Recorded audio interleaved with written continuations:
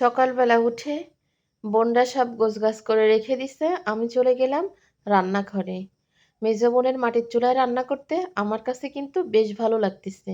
তো এইখানে নারকেলের দুধ দিয়ে হাঁসের ডিম ভুনা করতেছি সকালবেলা। আর হচ্ছে ঘন ঘন করে ডাল রান্না করা হয়েছে, মসুর ডাল। আর হচ্ছে দেশি মুরগির পাতলা ঝোল করা হয়েছে একদম সকালে। ওর মুরগির খাঁচা থেকে মুরগি ধরে এনে জবাই করে মাত্র একটা আলু দিয়ে বড় বড় করে পিস করে হালকা একটু গামাখা গামাখা ঝোল রান্না করে ঝোল রেখে রান্না করব। ওই যে দেখেন মাত্র একটা আলু দিছি, চার চার আট ফাল করে একটা আলু দিছি। মুরগির পিসগুলোও কিন্তু অনেক বড় বড়।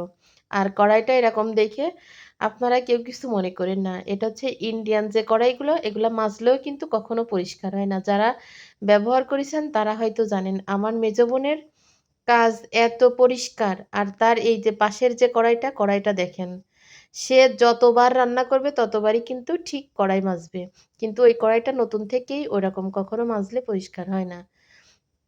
তো এইখানে হচ্ছে ডিমগুলো সেদ্ধ না করে